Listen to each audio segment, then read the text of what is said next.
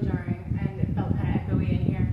Hi, I was just watching the Ghost Bunny podcast last night, and one of the things I thought was really interesting that they covered, they have so many great topics in there, is that cemeteries, graveyards, I'll put up the definitions, but we're all comfortable using them interchangeably. And so the idea that these are probably the least haunted places, because who's coming back to visit their remains? You're going to go back to places that are emotionally charged for you, the place of your death more so than where you're buried or where you've lived your life, what have you. I mean, think about it. You hear all these accounts of hauntings. There are just so many stories people have of coming across a spirit in places like this, coming to sit on the bench next to them, or just in general seeing a spirit or something like that. I've seen a shadow person once or twice during sleep paralysis, and I've seen a spirit orb before, but I've never seen them in a cemetery. I think probably a lot of us just want to rot like normal these days, be thrown to the wolves, as people will say. We don't necessarily want to be part of the zombie apocalypse problem 70 years post-mortem. Graveyards are so beautiful, and it's historically parks. This is a hell of a lot of park to not be used right now. And believe me, I love having it to myself, but I could see a world one day where they reclaim places like this and they find a way to deal with bodies that's maybe a little bit different. So I don't know if they would, again, keep historic places, probably the most historic, or if one day they'll put apartments here or something, you know. I could see it is all, because like I said, I mean, otherwise I'm just gonna keep getting spoiled, I guess, you know what I mean? I'm like, okay, like I have like the whole world to myself. And that's really how I first ended up in cemeteries, is I was walking around alone because I so frequently did that. So I one day just strolled into a cemetery and was like, this is really peaceful, this is really pretty, and I just never left. I love nature in all forms, and so I guess I don't think that I would be haunting a graveyard, and either in life or death. Like if my other option right now was somewhere thought of to be like more classically alive than somewhere like this, I would be choosing that probably. But this is the easiest thing that I've always found. There's so many graveyards that I could go into late at night. I'm always kind of surprised these days when I just like can't find somewhere after hours that's a cemetery, because when I was growing up I feel like there were plenty that I had around that I could just go into at any hour and it was not an issue. And so yeah, everything's very you know, like gated and surveillance to these days, and I think maybe just in general, I don't know if there's just like a stricter curfew on cemeteries or just the ones that I've been going to versus when I was younger. But yeah, so like I said, I mean, like I love being here so much, but if you gave me somewhere, you know, if you gave me the Colosseum or the Redwoods, somehow combined those two things, that would probably give me a lot of what I'm trying to get here, you know. But there is also some kind of energy here. You can just feel it. And again, maybe it's just the fact that the fuckers are not here. Like if there's nobody here, living or dead, like that would, like I said, like that would make sense that I'm so comfortable here. But there is a funny thing about me that I have just kind of always been so connected to inanimate, unconscious, like not sentient items, objects, natural things, like that sort of thing. I've just always felt really connected. That's why I started writing poetry when I was younger and everything too. I felt like everything was such a metaphor. I think I really understood the mission so much better when I was younger, as a lot of us do, for psychic powers or just like how life works in general. I think a lot of times, yeah, we have things beaten out of us that are actually really helpful to remember. And I just always had such a strong attachment to inanimate things. I did feel a connection to them. I didn't have any words for it then. I don't really have more for it now, honestly, except that there is this notion of beyond animism, which is what I heard in my teens, you know, so many years of feeling strange, you know, and compared to how other people saw inanimate things and that sort of thing. Like, I was like, oh, animism, when I saw it in an episode of Nip Tuck. I was like, that's that thing that I have. I'm a crazy person that thinks all things have this life force in them, that they all have a history, that they all have a fucking opinion in some level. Like, I would say probably, like, right? Like, do you think I've had, like, such a connection to whether it was, like, toys, memorabilia? Like, it's very good for me to be more minimalist now because I get over invested for sure in inanimate things. And even when I was really young, before my teens, where I started being able to go to thrift shops more and doing the more, like, you know, like punk, you know, DIY, I didn't care about stuff that was in the mall, so I just went for something else eventually. But the idea that something had been pre-owned was something that made me really uncomfortable when I was younger. Like, I was like, I don't want everyone else's feelings that were on that thing. I don't want the fact that that thing has been loved before. I mean, it's not that I'm like that with people, but I'm just kind of like, oh, you've been loved before? That's okay. Somebody else got you. I'm good. You know what I mean? Like, I just, at the same time, like, I've been godded, and I am very much not anybody's. I'm very much just my own and stuff.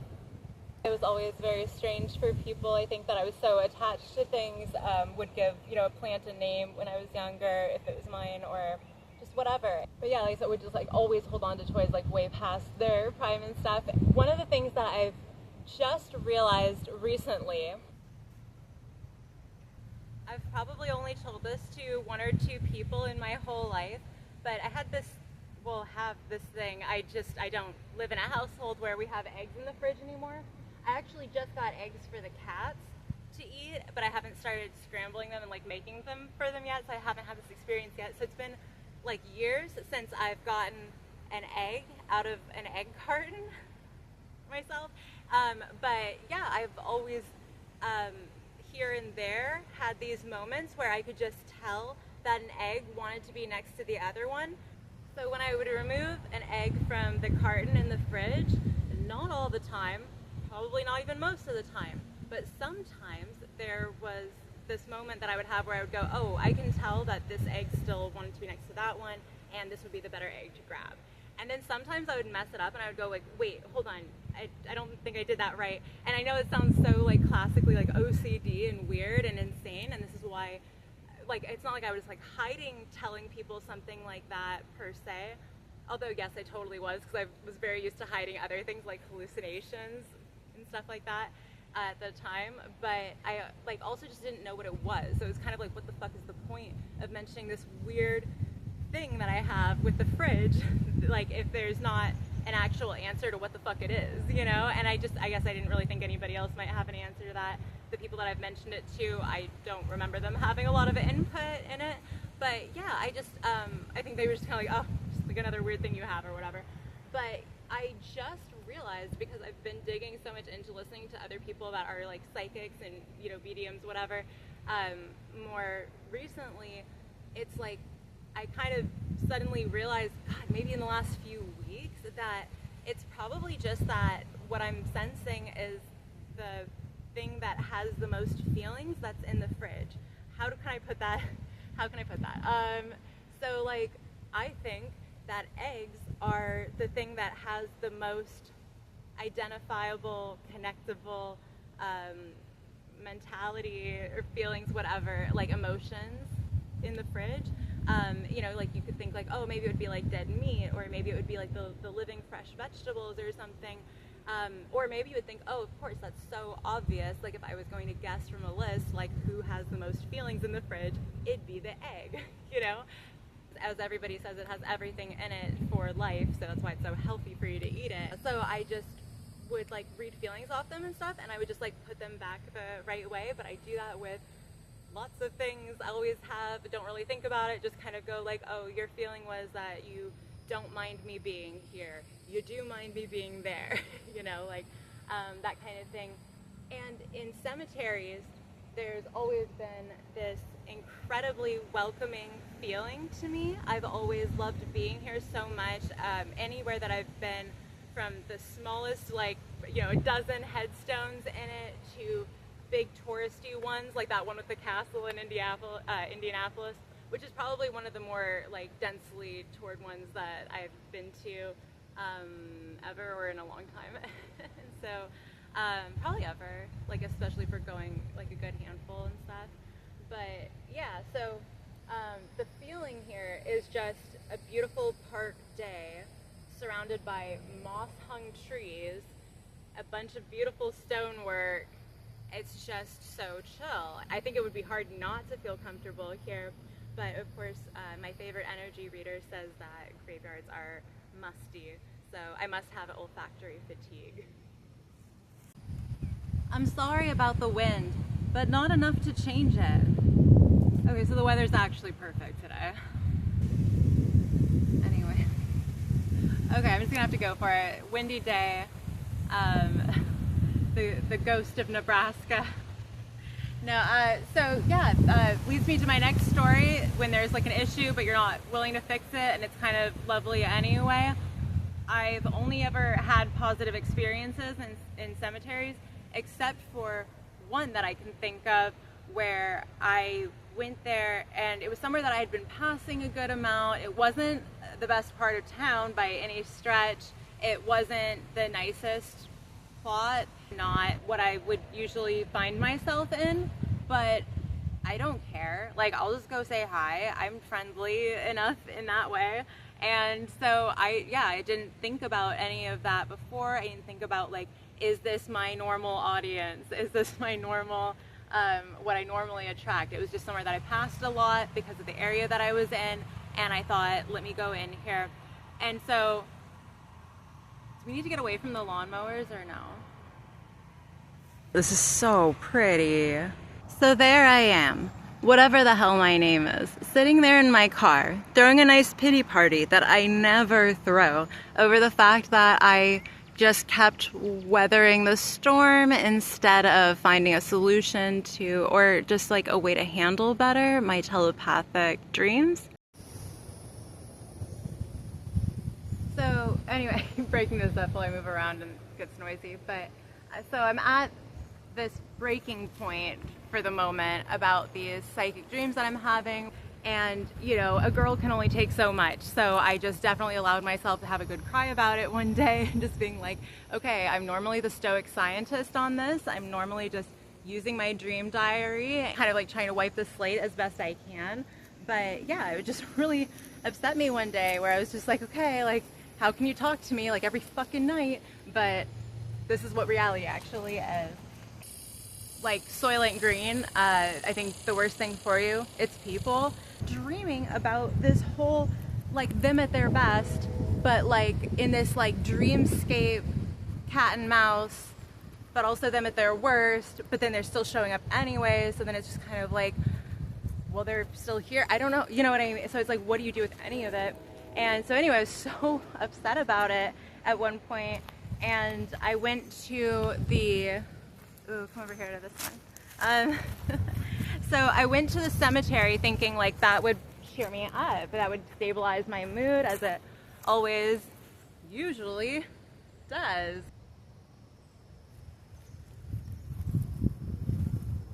So I'm going to the cemetery after just allowing myself to be ballistic in my car, and I've never been to it before. It's not my usual kind of cemetery, and so I just think there was like this combination of factors where when I got in there, it was just really just like kind of off-putting, like downer, like kind of, not like downer, but just maybe like, just kind of, it kind of was maybe a little decrepit, like maybe the way that other people see cemeteries or something like that. I just didn't like the vibe as much. And but I still wanted to enjoy it, and I even wanted to, you know, document some of the pretty stuff in there. And my phone filled up, even though I thought I had like at least a good, like, you know, I had some minutes, whatever. And so I was like deleting stuff. Normally the amount that I deleted seemed like it would have allowed me to film anything in that cemetery, but it didn't. And you know, the storage wars that I continue to battle these days, or something more, or combination, you know?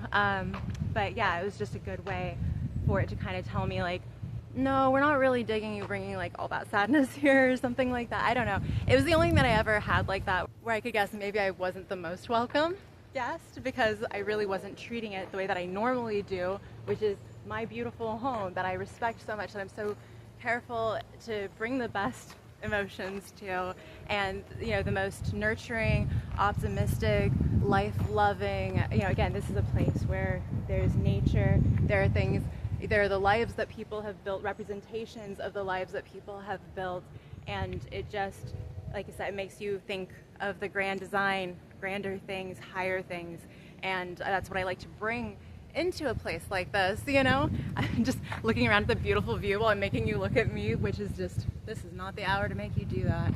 So I think that was like my only kind of not as great experience. But so I was thinking, like, okay, so then what is it? So what is it?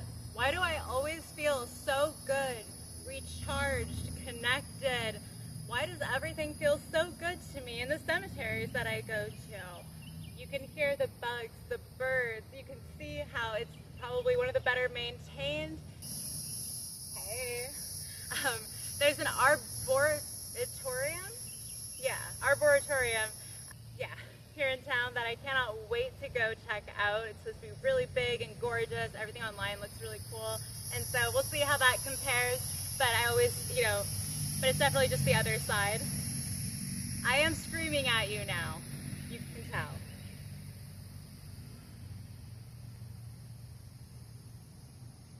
Yeah. Officially shouting at you in a cemetery, which is one of my points of why I love being here, because there aren't people doing that. But then there's also not people here listening to you doing that. You just wave at the person mowing the lawn and everyone's friends and you go do whatever you want. So, with again, decorum. But yeah, what do I like about being here so much? So just the things I've already listed. Like I heard on the podcast, it seemed like a little dismissive, just being, but again, maybe just of that, not obviously of the place, but just saying like, no, this is not the most haunted anything in town. This is actually just a hangout spot. This is a spot of remembrance, a lot of prayer. I love that about this too. I think there's just got to be like a lot of really, again, like I was saying about what I try to bring in here, like I think there's like got to be a lot of that comes in, a lot of higher spirits, or a lot of people just like wanting to connect, wanting to feel that love, and yeah, I don't know, I think there's just a lot of really incredible energy, if that sort of thing translates, which, it would seem to. I enjoy being here, especially, of course, in rain, fog, if you can get it. Had very few, if any, kind of really foggy cemetery things. I'm sure I've had them, but I just can't think of anything off the top of my head, really. But yeah, so what I was thinking is probably there's that, and then also just the organs, the bones, like, when people get their transplants and they get the memories of the donor in that organ. Guys, I talk about Chinese medicine all the time, how your organs are storing different memories, emotions.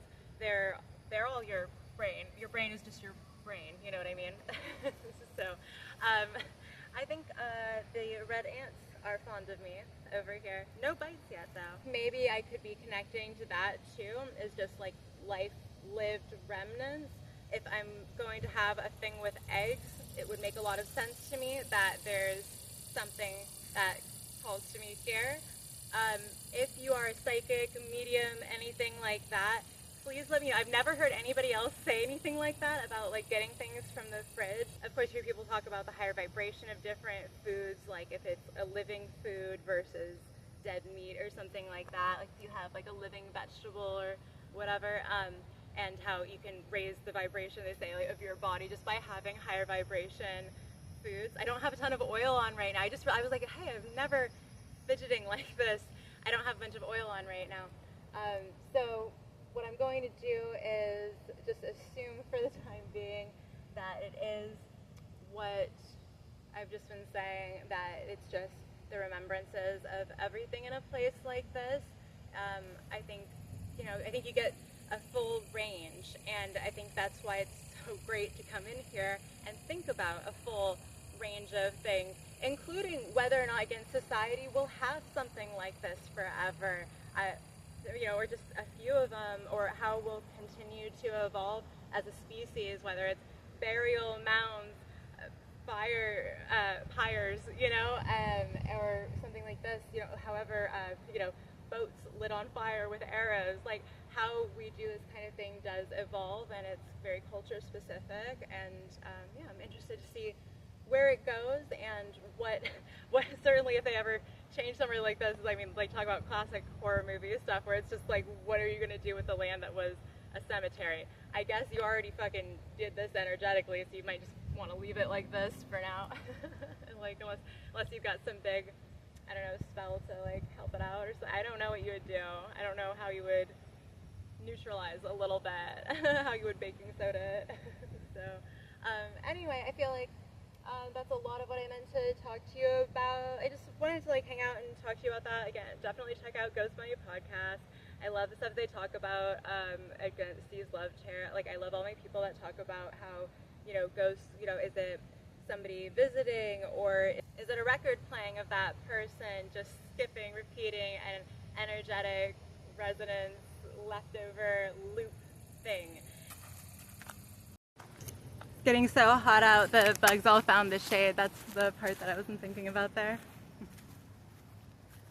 I need to get some sunglasses. So I'm just going to show you some of the cute little trees over here. Yeah, I'm just kind of throwing all this stuff around just so you can kind of think about it too, and I'll go do more research as I always am doing. Would love to know if you've had any supernatural experiences in a cemetery. I know I don't respond to comments. It's just kind of like, don't want to write, but I would love it if you leave your comments saying like what your experiences are ever, and you know, if your experience is that this, do this right now. And what else was I gonna say? What else were we saying? Any last little wrap-ups? Whether you're feeling, oh god, this breeze and this weather, it's perfection. Whether you're feeling your best or your worst, come hang out. Make friends with an inanimate object. make friends with dead tissue. Or don't. I'm not advising anything. I'm just pondering here in this particular video. Okay, let me give you light. Say goodbye. I'm sure there's so much more I wanted to say, but mostly just fucking love you. I really hope we keep cemeteries forever. There's a squirrel. I don't really know what I'd do without them. I have guesses, but I really don't want to go listen to other people doing things. I just, you know, I don't know. This is a great spot to see foxes, rabbits, any of the local wildlife that you've got, little lizards. I love being here so much.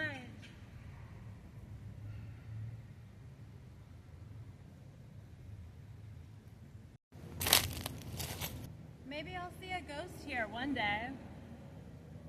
You know, I've never gone ghost hunting in a cemetery. I've not brought a Ouija board here. I've never done anything but just catch a vibe and go chat. Just enjoy starting to strike up a conversation with whatever matter is there, potentially just myself, but I highly doubt that, given that I'm connected to everything. It seems like I'm talking to everything. And yeah, so and especially something most adjacent that is hopefully a little bit receptive, and yeah, if it just seems like it's a friendly feeling, I enjoy just hanging out and stuff. This many trees, if you saw like the full scope, I try to show you, but it's like, this is so gorgeous compared to everywhere else in the city. Oh my gosh, look at this beauty. Is this the size of the magnolia in your yard yet? Check it out. I mean, wow. It's a tropical forest of the dead. Or whatever remains and will be here. See, again, I'm interested where we go, but okay, please keep cemeteries forever. I'm just trying to be open-minded. I don't want to be like one of those people that's like, keep this historic mansion of every famous person that ever lived or whatever, because then you, like, for me, I'm just like, what? Why would you want to do that? Just go ahead and upgrade things eventually, you know, but boy, it is hard to find this somewhere for free whenever you want to hang out. Just so gorgeous, so engaging. It's not a museum, you can touch things. So there was a guest on the Ghost Money podcast before that had said they found basically communing with the dead, they said, was so passe. And it was striking to me that they had said that because they were an expert in Ouija, and like I've never tried to commune in any way besides, you know, heart to heart, I guess. And but yeah, she said that she would rather talk to her future self or any of these other maybe entities or energies or whatever out there. And I just thought like, oh, like that's interesting. I'll always find comfort being somewhere like this for sure, but I think it's interesting to consider all that other stuff too. I've gone to the point before where I was so in sync with whatever this is that we call reality that my environment would complete my thoughts for me. Like if I was thinking about a certain event and then a certain item or something like that, it's like that would be on the billboard in front of me with the finish of that thought or whatever. Oh, I'm in the shade again, so I'm getting the bugs again. But yeah, anyway, still no bites, but I'm sure as summer comes around that would change quickly.